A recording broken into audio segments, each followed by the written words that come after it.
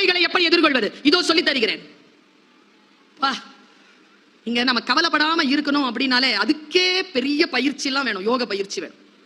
ஏன்னா நம்மளை கவலையோட பாக்குறதுக்கு தான் இந்த உலகம் விரும்புது. நாம சிரிச்சிட்டு இருந்தா அவங்க உம்முனாயிடுறாங்க. நீங்க என்ன நினைக்கிறீங்க? நான் ரொம்ப கவலையா இருக்கும்போது ஒரு வேலை செய்வேன், சொல்லி தரவா? சரவணகாந்த் பாக்குறாரு, உளவியல்ல கொஞ்சம் ஆர்வம் இருக்கிற ஆளு, சொல்லி தரவா? சாக்லேட் இருக்குல்ல, ஸ்வீட், அதை சாப்பிட்டீங்கன்னா ஸ்ட்ரெஸ் குறையும். அதனாலதான் நம்ம ஜெயிக்கும் பொழுது அடுத்தவங்களுக்கு ஸ்வீட் கொடுக்கிறது. அதனால ஸ்வீட் கொடுக்குறோமா? இந்த சகோதரி ஒரு ரகசியத்தை சொல்லி தருகிறேன். வெற்றி பெற்றால் அடுத்தவர்களுக்கு ஸ்வீட் கொடுங்க, தோத்துட்டீங்கன்னா நீங்க சாப்பிடுங்க. நான் சாப்பிடுவேங்க, ரொம்ப சோகமா இருந்தா ஒரு ஸ்வீட்டை வாங்கி வாயில போட்டுருவேன், ஒரு வாழைப்பழமா சாப்பிடுவேன் நான் எனர்ஜிக்காக.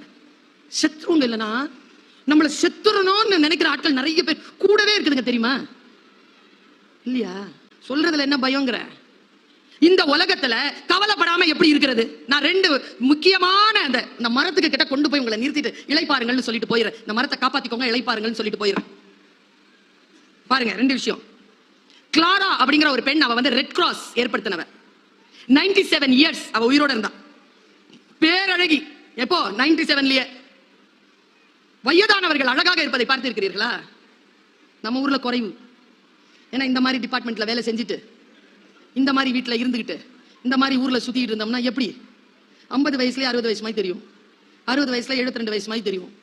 எல்லாம் பிடிச்சி உருவி விட்டுருவாங்க. கிளாரா 97 வயதில் இளமையுடன் அழகாக இருந்தால் அவளிடத்தில் கேட்டார்கள், உங்கள் இளமையின் ரகசியம் என்ன? நான் படிக்கிறேன் இறை அன்புவனுடைய புத்தகத்தில். அது ஒரு சொற்களஞ்சியங்க. அந்த மனிதர், அவருடைய இலக்கியத்தில் மேலாண்மைன்னு ஒரு புக் இருக்கு, மூளைக்குள் ஒரு சுற்றுலான்னு ஒரு புக் இருக்கு, போர் தொழில் பழகுன்னு ஒரு புக் இருக்கு, வைய தலைமை கொள்னு ஒரு புக் இருக்கு. முடிஞ்சா கடந்துருங்க, படிச்சு தகவல்கள் கொட்டி தீர்த்திருப்பான் மனுஷன். என் குரு அவர் சொல்றார், கிளாரா சொன்னாள், நான் கவலைகளை நினைவில் வைத்திருப்பதில்லை. யாராவது அதை நினைவுபடுத்தினா கூடவே இருக்குமே. இன்னைக்கு உங்க வீடு ஏலம் போன நாள்ல மறந்து இருக்கிறேன்ல, நல்லா தானே இருக்கிறேன். நான் நினைக்கிறேன் இந்த ஏப்ரல் மாசத்துல தான் நீங்க டிவோர்ஸ் வாங்குனீங்கன்னு.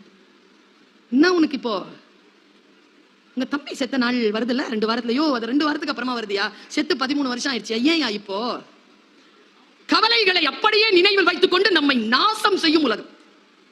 கிளாராவிடம் கேட்டார்கள், நான் துயரங்களை துக்கங்களை மறந்து போகிறேன். கிளாராவிடம் கேட்டார்கள், அதை நினைவுபடுத்தினால் என்ன செய்வீர்கள்? கிளாரா சொன்னால், நான் அதை மறந்து போனதை நினைவுபடுத்திக் கொள்வேன். நமக்கு நாமளே சொல்லிக்கணும்ல மேடம். நான் இன்னைக்கு ஒரு மந்திரத்தை சொல்லிட்டு போறேன், நாடி மந்திரம் பிடிச்சு வச்சுக்கோங்க. நான் இப்படி யோசித்துக் கொண்டே இருக்கிறேன். நான் படித்து பெற்ற அறிவு, இந்த அறிவை பேசுவது அப்படிங்கிறது இருக்குல்ல, இது ஒரு வேள்வி. யார் ரொம்ப கொடுத்து வச்சவங்க தெரியுமா? பேசுறவங்களா கேட்கிறவங்களா? நான் கேட்கிறவங்க தான். வங்காரி மாதா என்று ஒரு பெண், நோபல் பரிசு கிடைத்தது அவளுக்கு, காடு வளர்த்தாள் என்பதற்காக. அவளுடைய இன்டர்வியூவை நான் கேட்டேன். இப்ப அவங்க உயிரோட இல்ல.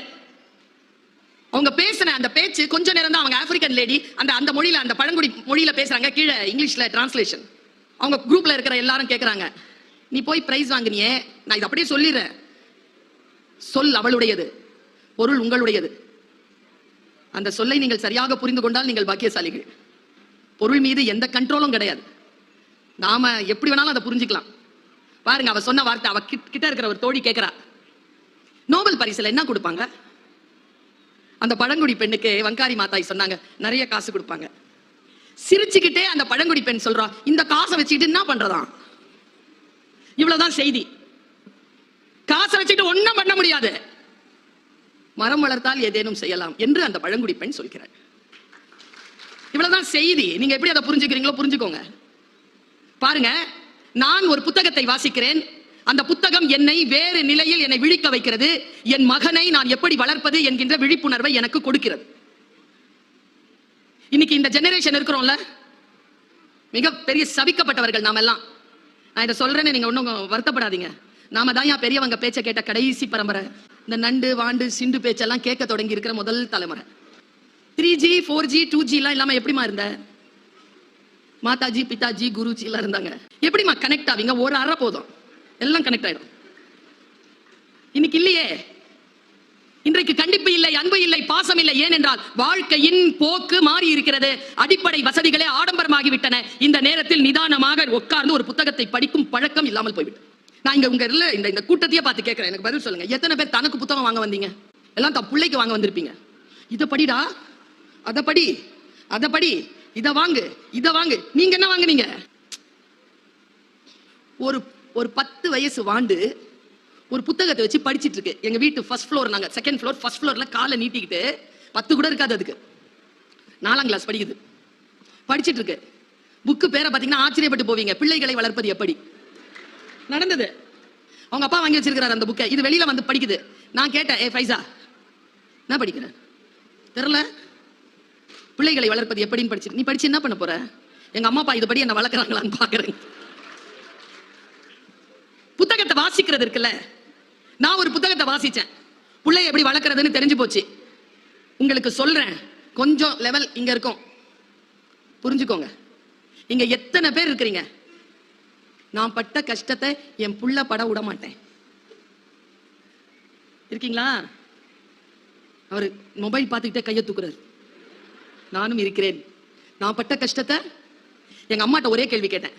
அம்மா, 25 வயசுல நான் என்ன ஆகணும் நான் முடிவு பண்ணிட்டேமா? என் பையன் இன்னும் முடிவு பண்ணாம இருக்கிறாமா? ஏமான்னு கேட்டேன். எங்க அம்மா 82 வயசு, போன வாரம் தந்த பதில், உன்னை நான் கஷ்டப்பட்டு வளர்த்த மாதிரி நீ உன் பிள்ளைய கஷ்டப்பட்டு வளர்க்கல. அது முத்தையும் வைரத்தையும் சாப்பிட்டு வளருது. நீ கஞ்சிக்கு வழி இல்லாம வளர்ந்த, அதனால தான் நீ வேகமா வளர்ந்த, அவன் ஸ்லோவா வளர்றான். நம்ம பிள்ளை ஏன் நம்மள மாதிரி இல்லை? நான் ஒன்னு சொல்றேன், இன்னைக்கு சொல்றேன், எழுதி வச்சுக்கோங்க. நீங்க எல்லாம் பிள்ளைய வளர்க்கறத நிறுத்துங்க முதல்ல. அதுங்க வளர்ந்துரும். நாமளே வளர்ந்துட்டோம், அதுங்க வளராதா? வளர்க்கிறோங்கிற பேர்ல நாம செய்யற அநியாயத்தை ஒரு ஆப்பிரிக்க எழுத்தாளன் தன் புத்தகத்தின் முன்னுரையில் எழுதினான். நான் படிச்சு விதிர்த்து போனேன். வாழ்ந்து கெட்ட குடும்பம், வாழ்ந்து கெட்ட குடும்பம்னு கேட்டிருக்கோமா? வாழ்ந்த குடும்பம் எப்படி கெட்டுச்சு? ஆதியில் இருந்த அந்த உழைப்பு, ஆதியில் இருந்த அந்த விருப்பம், ஆதியில் இருந்த அந்த ஆர்வம், ஆதியில் இருந்த அந்த அறிவு, ஆதியில் இருந்த அந்த விழிப்புணர்வு அடுத்தடுத்த காலகட்டங்களில் வசதியான சூழ்நிலைகள் வந்துவிட்டதனால் காணாமல் போய்விட்டால் மீண்டும் சிரமமான சூழ்நிலைக்கு ரவுண்ட் அபவுட் த கிளாக் வந்து சேரும். இது நாம் தலைமுறைக்கு சொல்ல வேண்டாமா? நாம் கற்றுக் கொடுக்க வேண்டாமா? நான் யோசித்து பார்க்கிறேன், நான் பட்ட கஷ்டம் என் பிள்ளை படக்கூடாது. புத்தகம் எனக்கு சொல்லித் தருகிறது. உன் சூழலை கொஞ்சம் குழந்தைகளிடத்தில் வலுப்படுத்து. ரொம்ப இலகுவாலாம் அவங்களை வச்சிருக்காத. ஒரு 1/2 கிலோ வெயிட்ட தூக்கிட்டு ஒரு 2 மாடி ஏற சொல்லுங்களேன் உங்க பிள்ளைய. ஏறிடுச்சுன்னு வச்சுக்கோங்க, நீங்கள் பாக்கியசாலிகள். ஏனென்றால் நீங்கள் முதிர முதிர உங்களை இந்த குழந்தை பார்த்துக் கொள்ளும். அது வெயிட்ட தூக்கிட கூடாது. நீங்க தூக்கிட்டு ஏறினீங்கன்னா நீங்கள் முதிர முதிர அந்த குழந்தையை நீங்கள் தான் பார்த்துக் கொள்ள வேண்டும். மிக மிக வலிமையான மனிதர்களை உருவாக்குவதற்கு சில சிரமமான சூழ்நிலைகளை கொடுத்து பழக வேண்டும் என்று சொல்கிறான் அந்த ஆப்பிரிக்க அறிஞன். புத்தகம் என்னை ஆதியினுடைய ரகசியத்திற்கு கொண்டு போய் நிறுத்துகிறது. நான் இப்படி சொல்கிறேன், நம்முடைய காலகட்டத்தில் நாம் எதிர்பார்த்திராத பல விஷயங்கள் நமக்கு இந்த காலகட்டத்தில் கிடைக்கின்றனவா? நான் இன்றைக்கு உங்களுக்கு 5 விதிகளை சொல்லி தருகிறேன். சூட்சமமான விதி அது. நீங்க நினைக்கிறீங்களாப்பா இந்த பிரபஞ்சத்திற்கு ஒரு சக்தி இருக்குன்னு எத்தனை பேர் நம்புறீங்க? கடவுள் நம்பிக்கை இருக்கோ இல்லையோ எனக்கு தெரியல. அபிதா நினைச்சிருக்கலாம். குட்டி புக்கு தான், கவிதை தான் எழுதிட்டாங்க. ரொம்ப ஆழமா நினைச்சு. இன்னைக்கு நான் சொல்லட்டுமா, இந்த புத்தகத்தை விட சிறந்த புத்தகங்கள் இன்னும் வெளியிடப்படாமல், மேடை கிடைக்காமல் தவித்துக் கொண்டிருக்கின்றன வெளியில் வருவதற்கு. ஆனால் இந்த புத்தகம் இன்னைக்கு வெளியில வந்துருச்சு. என்ன காரணம் தெரியுமா? எழுதியவர்களின் என்ன பலம் இருக்கா நம்ம கிட்ட? இந்த முயற்சி இருக்கா? 6 நிமிஷம் பேசிட்டு 1 நிமிஷத்துல நான் பேசி முடிக்கிறேன்னு சொல்லிட்டு முடிக்கும் போதும் சொன்னாங்களே அவங்க. அதை தான் நான் பார்த்துட்டே இருந்தேன். எண்ணம் இருக்குல்ல, எண்ணம் இருக்குல்லைங்க. எடுத்த காரியத்தை முடிப்பேன். உன் 5 நிமிடம் என்பது என் வாழ்க்கையில் நான் அடுத்தடுத்த புத்தகங்கள் எழுதுவதற்கு எனக்கு வேண்டும் என்று அபிதா நினைத்தார், வந்தார், எடுத்தார். அடுத்த நிலையிலே அவர் இன்னும் சிறப்பான புத்தகங்களை எடுத்து முன்னால் வைப்பார். இந்த ஆற்றல் நம்ம எத்தனை பேருக்கு இருக்கு? நான் இப்படி சொல்றேன், இந்த பிரபஞ்ச சக்தி இருக்கிறது ரொம்ப வீரியமானது, ரொம்ப வீரியமானது, சும்மா கிடையாது. புத்தகங்களை வாசிக்கின்ற பொழுது யார் எழுத்தாளர்ங்கிறீங்க நீங்க? எழுத்தாளர்களை இயற்கை தேர்ந்தெடுக்கிறது. இன்றைக்கு இந்த கூட்டத்திற்கு வந்துடவே முடியாதபடிக்கு எனக்கு பணி நெருக்கடி சூழல், வந்துடவே முடியாதபடிக்கு என்னுடைய ஷெட்யூல் கேட்டீங்கன்னா நீங்க என்னப்பா இப்படி அலையிறியப்பான்னு சொல்லுவீங்க.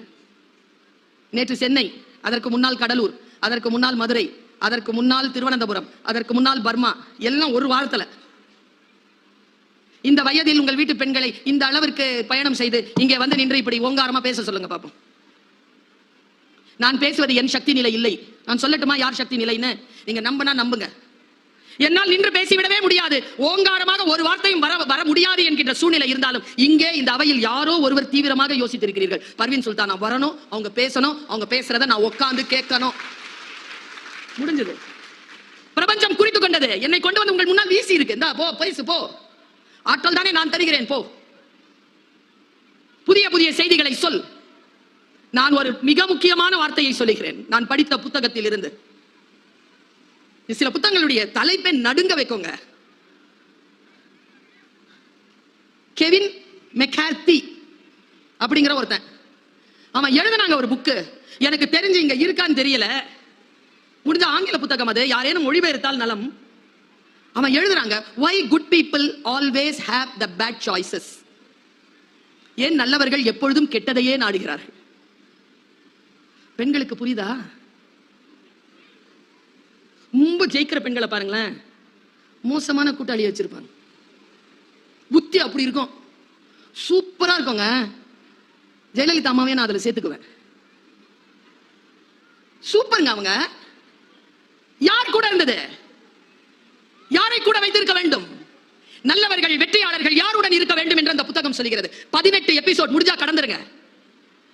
33 மாதங்கள் சிறையில் இருந்த ஒருவன், சிறையில் இருந்த ஒருவன் தான் செய்த குற்றத்திற்காக சிறையில் இருந்தான். அவன் எழுதுகிறான் முன்னுரையில், நான் இந்த சிறை தண்டனையை அனுபவித்தது நான் செய்த குற்றத்திற்காக. ஆனால் அந்த குற்றத்தை செய்யாமல் இருப்பதற்கான அத்தனை வாய்ப்புகளும் என்னிடத்தில் இருந்தன. ஆனால் நான் அதை தேர்ந்தெடுக்கவில்லை. இப்படி எழுதுறாங்க. அவன் எழுதுறதுல ரொம்ப எனக்கு பிடிச்சது என்ன தெரியுமா? Blind spot. புத்தகம் என்னை இழைத்துக் கொண்டு சென்று ஆதி சிந்தனையில் நிறுத்துகிறது. மனிதன் எதற்காக தோன்றினான்? அவன் நாகரீகமானவன், அவன் மொழி அறிந்தவன், அவன் கவிதை தெரிந்தவன், அவன் வார்த்தைகளை புரிந்து கொள்ளுகின்றவன். அந்த ஆதி மனிதன், மொழியை உருவாக்கிய ஆதி மனிதன், அவன் சொல்றான் அந்த வார்த்தையை. அப்படியே கடத்த முடிஞ்சா புரிஞ்சுக்கோங்க. பர்வீன் சுல்தானா வாய்ஸ் என்ன தெரியுமா? சில பேருக்கு இந்த கடுமை பிடிக்காது. ஆனா ஐயா நான் சொல்றேன், என்னுடைய வாய்ஸ் 2 தான். ஒன்னு அம்மா வாய்ஸ், ஒன்னு டீச்சர் வாய்ஸ். ரெண்டும் எதுக்குமே அடங்காது, எதுக்குமே பயப்படாது. அதுக்கு நோக்கம் என்னன்னா, தான் புள்ள நல்லா இருக்கணும், தான் ஸ்கூல் கிளாஸ்ல படிக்கிற பிள்ளைங்க நல்லபடியா பாஸ் பண்ணணும், அவ்வளவுதான். 2 நோக்கம் தான். வேற எந்த நோக்கமும் தாய்க்கும் டீச்சருக்கும் கிடையவே கிடையாது. அந்த நோக்கம் தான் என்னுடைய டோன். ஒரு பிளைண்ட் ஸ்பாட்டை சொல்றாங்க அவன். முடிஞ்சா இந்த விஷயத்தை கத்துக்கிட்டு போங்க. ஏன்னா உங்களுக்கு நான் ஏதேனும் ஒன்று தருகிறேன்னு வச்சுக்கோங்களேன், நான் கொஞ்சம் உணர்ச்சி வசப்படுறேன், நான் தர்றேன்னு வச்சுக்கோங்களேன், நீங்கள் வாழ்க்கையில் மறுபடியும் பெற்றுவிட முடியாத அந்த நேரத்தை எனக்காக கொடுத்துட்டு இருக்கிறீங்கல்ல. இங்க ஒரு 500 பேர் இருப்பீங்க, 700 பேர், 800 பேர் இருப்பீங்கன்னு வச்சுக்கோங்களேன். இந்த 800 பேருடைய அரை மணி நேரம் எவ்வளவுங்க? 400 மணி நேரங்க. 400 மணி நேரத்தை வாங்கி கொண்டு நான் பேசுகிறேன் என்றால், என் பேச்சினால் உங்களுடைய வாழ்க்கை ஏதோ ஒரு சில விஷயமாவது உள்ள போயிட்டு நீங்க வரணும்ல, அந்த பொறுப்பு வரணும்ல எனக்கு. இதுல இன்னொன்னு, நான் என் வாழ்க்கையில் மறுபடியும் பெற்றுவிட முடியாத அந்த மணித்துளிகளுக்கு தான் இப்பொழுது தந்து கொண்டிருக்கிறேன். அந்த கவனமும் எனக்கு உண்டு. இதை மறுபடியும் என்னால் பெற்றுவிட முடியாது இல்லையா என் வாழ்க்கையில. அவன் 18 எபிசோடு எழுதுறான். 18 எபிசோடும் கருப்பு புள்ளி அப்படின்ற ஒரு பொருளை பயன்படுத்துறான். கருப்பு புள்ளி, பிளைண்ட் ஸ்பாட். அதுல அவன் பட்டியல் போடுறா பாருங்க. அந்த பட்டியலை எனக்கு பிடிச்ச ஒரு 4 பட்டியலை மட்டும் சொல்றேன். செலிபிரிட்டி பிளைண்ட் ஸ்பாட் அப்படின்னா, சிவப்பா இருக்கிறவன் பொய் சொல்ல மாட்டான், இங்கிலீஷ்ல பேசுறவன் புத்திசாலி. இதெல்லாம் பிளைண்ட் ஸ்பாட். செலிபிரிட்டி பிளைண்ட் ஸ்பாட்ன்றது என்ன தெரியுமா? கடவுளே, நான் இருக்கிறேன். உங்கள் நகைகளை ஒரு நடிகை கை நிறைய தங்க நகை எடுத்து வச்சுக்கிட்டு ஏதோ வாங்கதான் சொல்லுதுன்னா, இங்கே அடகு வையுங்கள். ஏமா நீ இவ்வளவு நகையை வாங்குறதுக்கு நான் என் நகையை அங்க போய் அடகு வைக்கவா? நான் இருக்கிறேன், இங்கே உங்கள் வீட்டை அடகு வையுங்கள். இன்னொருத்தர் வந்து, அவர் என்ன இன்ஜினியரா? இந்த கம்பியை வாங்குங்கள், உங்கள் வீடு மிகச்சிறப்பாக கட்டப்படும். நீ இன்ஜினியரா? Celebrity blind spot. செலிபிரிட்டியா இருக்கிறவங்க ஏதாவது சொன்னாங்கன்னா அது உண்மைன்னு நம்புறது இருக்கல, அந்த நம்பிக்கையில் இருந்து, அந்த பிளைண்ட் ஸ்பாட்டில் இருந்து என் தமிழக மக்களே வெளியேறுங்கள், வெளியேறுங்கள். யார் எதை சொன்னாலும் சினிமாவில் சொன்னா காலேஜ் ஸ்டூடெண்ட்ஸ் இருக்கிறீங்களா? நல்ல கைத்துக்கு தம்பி, நீ தான் இந்த எங்க சமூகத்தில் அடுத்த தலைவனாக வரக்கூடியவன் நீதான். நீ நல்ல உயர்த்து, நான் ஸ்டூடெண்ட் நல்ல உயர்த்து, ஒரு தப்பும் இல்லை. பல நேரங்களில் நாம் செய்யக்கூடிய மிகப்பெரிய பிழைகள் இந்த பிளைண்ட் ஸ்பாட்ல மாட்டிக்குது போய். ஐயோ, காலேஜ் இப்படிதான் இருக்குமா? காலேஜ் டீச்சர்லாம் சினிமால யாருங்கிறீங்க? நயன்தாரா மேடம், சாய் பல்லவி மேடம், இவங்க தானே டீச்சர். ரியல் லைஃப்ல யாரு டீச்சர்? நான் தான் டீச்சர் ரியல் லைஃப்ல. அது ரீல், இது ரியல். ரியல் நான் உண்மையாவே டீச்சர் தானே. எனக்கு தெரியும் 17-18 வயசு குழந்தைகளுடைய அறிவு ஏன் தடுமாறுகிறது. அதை தழும்பாமல் காப்பாற்றி அடுத்த தலைமுறைக்கு அவர்களை ஏற்றுவது என்பது ஒரு ஆசிரியருக்கு எவ்வளவு பெரிய கடமை என்பதனை உணர்ந்து நான் இங்கே பேசிக் கொண்டிருக்கிறேன். குழந்தைகளே, புத்தகத்தை வாசியுங்கள். வாசிக்கிற பழக்கம் இருந்தா நிதானம் வரும். எதையும் பாரு அப்படின்னு சொல்ல மாட்டேன், புரிஞ்சுக்குவேன். ரியாக்டே பண்ண மாட்டேன், ரெஸ்பாண்ட் தான் பண்ணுவேன். ஒன்றை புரிந்துகொள், செலிபிரிட்டி பிளைண்ட் ஸ்பாட் எடுத்துட்டு மனசுல இருந்து. அடுத்தது இருக்கு பாருங்க, ஜெனராசிட்டி பிளைண்ட் ஸ்பாட். பாவம் எல்லாம் பண்ணிட்டு எல்லாத்தையும் கொண்டு போய் சர்ச்சிலேயோ மசூதியிலேயோ கோயிலையோ கொடுத்துட்டா பாவம் போயிடும். ஜெனராசிட்டி. ஒரு குழந்தை கல்யாணம் பண்ணி வச்சிடலாம், ஒரு குழந்தைக்கு படிப்பு சொல்லி கொடுத்துடலாம், ஒரு குழந்தைக்கு நல்லது செஞ்சா ஜெனராசிட்டி பிளைண்ட் ஸ்பாட். இந்த கோயிலுக்கு இது செய்ய வேண்டும், அந்த சர்ச்சுக்கு அதை செய்ய வேண்டும், இந்த பைத்துல் மாலுக்கு இவ்வளவு கொடுக்க வேண்டும் என்றால் உன் பாவங்கள் மன்னிக்கப்படுமா? Generosity blind spot. அடுத்து சொல்றான் பாருங்க, பெண்களே, ஜெண்டர் பய பிளைண்ட் ஸ்பாட். ஜெண்டர், அது பொம்பளை பிள்ளை, அது செய்யாது, சூப்பரா செய்யும், சூப்பரா செய்யும், பொய்யே சொல்லாது, சூப்பரா சொல்லும். 4 பேரோட சேர்ந்து தான் அது கெட்டு போகுது. 4 பேருக்கு லீடரே அதான். நாங்க அந்த காலேஜ்ல தானே வரோம். Blind spot. உங்க எல்லாருக்குமே சொல்றேன், இந்த பிளைண்ட் ஸ்பாட் தெரிந்ததனால் சொல்லுகிறேன். பெண் குழந்தைகளே, கவனம். ஏன் கவனம் என்கிறேன் தெரியுமா? நம்ம எல்லாருக்குமே வீட்ல எல்லா பசங்களுக்கும் சாக்லேட் கிடைக்குதுன்னா நமக்கு மட்டும் எக்ஸ்ட்ரா சாக்லேட் கிடைக்கும். பெண் குழந்தைங்கிறதுனால வீட்ல இந்த ஜெனரேஷன்ல சொல்றேன், நமக்கெல்லாம் கிடைக்கல. இந்த ஜெனரேஷன் குழந்தைகளுக்கு எக்ஸ்ட்ரா சாக்லேட் கிடைக்குது. இந்த பழக்கத்தில் என்ன பண்ணுதுங்க, வெளியில போய் அதே எக்ஸ்ட்ரா சாக்லேட்டை எக்ஸ்பெக்ட் பண்ணுதுங்க. வீட்டில் இருக்கிற பெற்றோர்கள் எக்ஸ்ட்ரா சாக்லேட் கொடுத்தா அதுக்கு அன்பு மட்டும் தான் காரணம். வெளியில் இருக்கிறவன் உனக்கு எக்ஸ்ட்ரா சாக்லேட் கொடுத்தால் அவனுக்கு என்று மறைமுகமாக சில தவறான எதிர்பார்ப்புகள் உண்டு என்பதனை நீ புரிந்து கொள். Don't expect extra chocolate outside. Blind spot. Gender blind spot. Biased blind spot. அவன் அடுக்குகிறான், நான் யோசிக்கிறேன், புத்தகங்கள் என்னை சீர்படுத்துகின்றன, என்னை வழிபடுத்துகின்றன. நான் சில விஷயங்களை சொல்லுகின்ற பொழுது நான் 5 விதிகளை உங்களுக்கு சொல்லுகிறேன் என்றேன். இன்றைக்கு நீங்கள் உங்கள் வீடுகளுக்கு செல்லும் பொழுது இந்த சகோதரி தந்த இந்த 5 விதிகளை மனதில் எடுத்துக்கொண்டு செல்லுங்கள். நான் வாசித்த புத்தகங்களிலேயே நான் நிரம்ப என்னை வழிபடுத்துகின்ற எதுவோ அதை நான் நெஞ்சிலே சுமந்து வந்து மக்களுக்கு தருகிறேன். யாரோ பேசியதை அப்படியே அடுத்தவர்களுக்கு பேசி கடப்பதல்ல என்னுடைய ஸ்டைல். நான் வாசித்து நான் உணர்ந்து இது உண்மை என்று தெரிந்ததற்கு பிறகு நான் எனக்கு அதை பரிசோதித்து விட்டு பிறகுதான் சொல்கிறேன். நான் இங்க நின்றுட்டு இருக்கிறது ஒரு சப்ஜெக்ட், என் லைஃப் ஒரு சிலபஸ். நான் பிடி டீச்சரா பென்சில்ல தான் ஆரம்பிச்சேன் என் லைஃபை. இன்னைக்கு உலக தமிழ் சங்கத்தின் துணைத் தலைவராகவும் இயக்குனராகவும் கிரீன் பென்ல கையெழுத்து போற இடத்துக்கு வந்திருக்கேன். நான் சில விஷயங்களை சொல்லலாம். நான் உழைக்கிறேன். இந்த உழைப்பில் ஒருவேளை உங்கள் பிரார்த்தனையும் என் உழைப்பும் சேர்ந்தால் இந்த கிரீன் பென்ல இருக்கக்கூடிய கிரீன் இங்கின் அதிகாரம் கூடும். அதான் நோக்கம். ஏன் தெரியுமா? தமிழர்களிடத்தில் தமிழ் வாழ வேண்டும் என்றால், இன்றைக்கு சொல்லுகிறேன், வீட்டிற்கு எழுத்து செல்லுங்கள். தமிழ் வாழ வேண்டும் என்றால் தமிழ் பொருளாதாரத்தில் உயர்ந்தவர்களிடமும் அதிகாரத்தில் உயர்ந்தவர்களிடமும் போய் சேர வேண்டும். அவர்களிடத்தில் தமிழ் இருந்தால்தான் தமிழ் அடுத்த தலைமுறைக்கு மிகச்சிறப்பாக கடத்தப்படும் என்பதில் உறுதியுடன் இருக்கிறேன் நான். அதிகார படைத்தவர்களும் செல்வந்தர்களும் தமிழை கையில் எடுக்க வேண்டும். பாருங்க, 5 விதிகளை சொல்கிறேன். இந்த பிரபஞ்சத்தில் நாம் எதை செய்தாலும் அது நமக்கே திரும்பி வந்து சேரும். நாமே பொறுப்பு. நீங்க எதை செய்றீங்களோ அது உங்களுக்கு வரும். நாம் செய்யும் தவறுகளை பெரியவர்கள் மன்னிக்கலாம், தவறுகள் நம்மை மன்னிப்பதில்லை. அதை புரிஞ்சுக்கணும். பிரபஞ்சத்தில் நாம் எதை செய்தாலும் அது நமக்கு திரும்பி வரும். ஆதி செய்தி. 2வது, வாழ்வில் எதுவும் அதுவாக நடப்பதே இல்லை, நாம் தான் நடத்தி காட்ட வேண்டும். எல்லாம் மேல இருக்கிறவங்க பார்த்துப்பான், நாம் தான் நடத்தி காட்ட வேண்டும். 3, சிலவற்றை ஏற்றுக்கொண்டால் மட்டுமே மாற்றம் நிகழும். 3வது விதி, நாம் மாறும்போது நம்மை பின்பற்றி நம் வாழ்வும் மாறும். நம்புகிறீர்களா? ஒரே மாதிரியா நீங்க இருந்தீங்கன்னா உங்க வாழ்க்கை மாறாது. கொஞ்சம் உங்களுடைய வாழ்க்கையை நீங்க கொஞ்சம் மாத்திக்கணும். அப்படி மாத்திக்கணும்னா கொஞ்சம் அறிவு மேம்படணும். அறிவு தானா மேம்படாது. அறிவுக்கும் கல்விக்கும் இருக்கிற வித்தியாசத்தை சொல்லவா? இன்னைக்கு காலையில கூட மாபெரும் தமிழ் கனவுல ஒரு பொண்ணு கேட்டா ஏன் படிக்கணும்னு. திக்குன்னு ஆயிடுச்சு எனக்கு. இதை ஏன் அந்த பாப்பா கேட்குது தெரியுமா? அவர் அப்பாவுக்கும் அவங்களுடைய தாத்தனுக்கும் கல்வி மறுக்கப்பட்டது. அதனால்தான் அவன் கேட்கிறா. பரம்பரையாக கல்வியை பெற்றுக்கொண்டு வருகின்ற எந்த ஒரு தலைமுறையை சார்ந்த குழந்தையும் நான் ஏன் படிக்க வேண்டும் என்று கேட்கவே கேட்காது. ஏனென்றால் அதற்கு படிப்பதனால் வருகின்ற அதிகாரத்தின் பலன் தெரியும். நாம் அந்த அதிகாரத்தின் பலன் தெரிந்து கொண்டால் நம் பேரன் அதை கேட்க மாட்டான். ஏன் படிக்க வேண்டும் என்று கேட்க மாட்டான். படித்தால் தான் இந்த பூமியில் தலை நிமிர்ந்து வாழ வேண்டும் என்கின்ற ரகசியத்தை அவன் நம் மூலமாக தெரிந்து கொள்வான். எல்லாவற்றையும் நான் தான் நிகழ்த்த வேண்டும். தானாக எதுவுமே நிகழாது.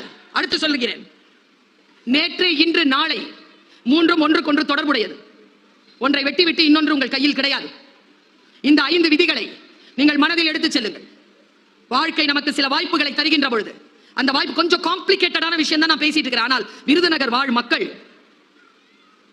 கேட்டு கேட்டு செவி தழும்பேறியவர்களாக இருக்கிறீர்கள். வெறும் ஜோக்குக்கு மட்டும் கைத்தற்ற ஆள் இல்லை நீங்க. நல்ல விஷயங்கள் இருந்தால் அதை அமைதியாக கேட்டு அதை ஆராயக்கூடிய மனமும் படைத்தவர்கள் என்பதனை இந்த சபை நிரூபணம் செய்து கொண்டிருக்கிறது. நான் சொல்லுவதை மிக அழுத்தமாக உள்வாங்கிக் கொள்ளுங்கள். நான் புத்தகத்தில் வாசித்ததை சொல்லுகிறேன்.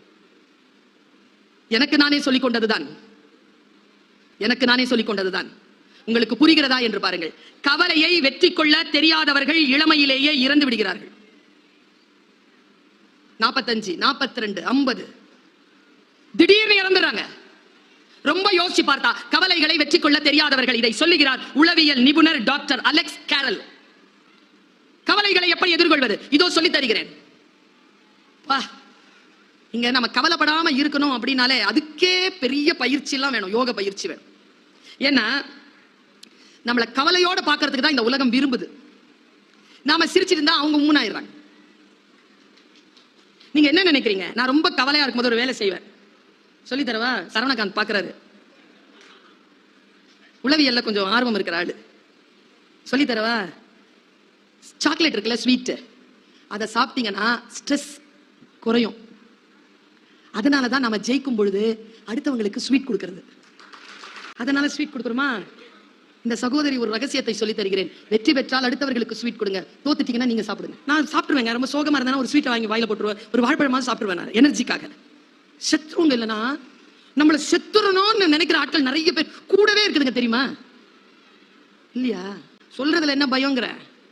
இந்த உலகத்துல கவலைப்படாம எப்படி இருக்கிறது? நான் 2 முக்கியமான அந்த மரத்துக்கு கிட்ட கொண்டு போய் உங்களை நிறுத்திட்டு இளைப்பாருங்கள்னு சொல்லிட்டு போயிடுறேன். இந்த மரத்தை காப்பாத்திக்கோங்க, இளைப்பாருங்கள்னு சொல்லிட்டு போயிடுறேன். பாருங்க 2 விஷயம். கிளாரா அப்படிங்கிற ஒரு பெண், அவ ரெட் கிராஸ் ஏற்படுத்தினவ. 97 இயர்ஸ் அவ உயிரோட இருந்தா. பேரழகி. எப்போ? 97லயே. வயதானவர்கள் அழகாக இருப்பதை பார்த்திருக்கிறீர்களா? நம்ம ஊர்ல குறைவு. ஏன்னா இந்த மாதிரி டிபார்ட்மெண்ட்ல வேலை செஞ்சுட்டு இந்த மாதிரி வீட்டுல இருந்துகிட்டு இந்த மாதிரி ஊர்ல சுத்திட்டு இருந்தோம்னா எப்படி 50 வயசுல 60 வயசு மாதிரி தெரியும். 60 வயசுல 72 வயசு மாதிரி தெரியும். எல்லாம் பிடிச்சி உருவி விட்டுருவாங்க. கிளாரா 97 வயதில் இளமையுடன் அழகாக இருந்தால் அவளிடத்தில் கேட்டார்கள், உங்கள் இளமையின் ரகசியம் என்ன? நான் படிக்கிறேன் இறை அன்புவனுடைய புத்தகத்தில். அது ஒரு சொற்களஞ்சியங்க. அந்த மனிதர், அவருடைய இலக்கியத்தில் மேலாண்மைன்னு ஒரு புக் இருக்கு, மூளைக்குள் ஒரு சுற்றுலான்னு ஒரு புக் இருக்கு, போர் தொழில் பழகுன்னு ஒரு புக் இருக்கு, வைய தலைமை கொள்னு ஒரு புக் இருக்கு. முடிஞ்சா கடந்துருங்க, படிச்சு தகவல்கள் கொட்டி தீர்த்திருப்பான் மனுஷன். என் குரு அவர் சொல்றார், கிளாரா சொன்னாள், நான் கவலைகளை நினைவில் வைத்திருப்பதில்லை. யாராவது வந்து அதை நினைவுபடுத்தினா கூடவே இருக்குமே. இன்னைக்கு உங்க வீடு ஏலம் போன நாள்ல மறந்து இருக்கிறேன்ல, நல்லா தானே இருக்கிறேன். நான் நினைக்கிறேன் இந்த ஏப்ரல் மாசத்துல தான் நீங்க டிவோர்ஸ் வாங்குனீங்கன்னு. என்ன உனக்கு இப்போ உங்க தம்பி செத்த நாள் வருதுல்ல 2 வாரத்துலயோ, அது 2 வாரத்துக்கு அப்புறமா வருதியா? செத்து 13 வருஷம் ஆயிடுச்சு. ஏன் இப்போ கவலைகளை அப்படியே நினைவில் வைத்துக் கொண்டு நம்மை நாசம் செய்யும் உலகம். கிளாராவிடம் கேட்டார்கள், நான் துயரங்களை துக்கங்களை மறந்து போகிறேன். கிளாராவிடம் கேட்டார்கள், அதை நினைவுபடுத்தினால் என்ன செய்வீர்கள்? கிளாரா சொன்னால், நான் அதை மறந்து போனதை நினைவுபடுத்திக் கொள்வேன். நமக்கு நாமளே சொல்லிக்கணும்ல மேடம். நான் இன்னைக்கு ஒரு மந்திரத்தை சொல்லிட்டு போறேன். நாடி மந்திரம் பிடிச்சு வச்சுக்கோங்க. 45 வயது கடந்து விட்டது எனக்கு. 40 ஆண்டு காலமாக இந்த உலகத்தை புரிந்து புரிந்து புரிந்து புரிந்து வந்து ஒரு இடத்தில் நிற்கிறேன். என் அனுபவங்களே ஒரு புத்தகம் தான், அதுவே ஒரு ஆதிமரம் தான். அந்த ஆதி மரத்தின் கீழே உட்கார்ந்து ஒரு மந்திர சொல்லை சொல்லிவிட்டு போகிறேன். ஒரே ஒரு மனிதர் தான் இந்த உலகத்தில் உங்களை காப்பாற்ற முடியும். அது உங்களுக்கு நீங்கள் மட்டுமே. உன்னை விட உன்னை மற்றவர்களால் காப்பாற்றி விட முடியாது. உனக்கு தெரியும் உன் பலவீனம் என்ன, உன் பலம் என்ன, நீ எங்கே தோற்கிறாய், எங்கே ஜெயிக்கிறாய். எல்லாவற்றையும் அடுத்தவர்களிடத்தில் காட்டுவதல்ல. கவலை கொள்ளாதிருங்கள். இந்த கவலை கொள்றது, நான் இதை சொல்லி இருக்கிறேன், நினைவுபடுத்துறேன். ஒரு காட்டுல இப்போ நம்ம கூட இருக்கிறவங்களுக்கு எப்படிங்க நம்ம தெரிஞ்சுக்கிறது நம்ம நல்லவங்களா இல்லையா? கஷ்டம் இல்ல மேடம், பட்டு தெரிஞ்சாதான் தெரியுதுல்ல.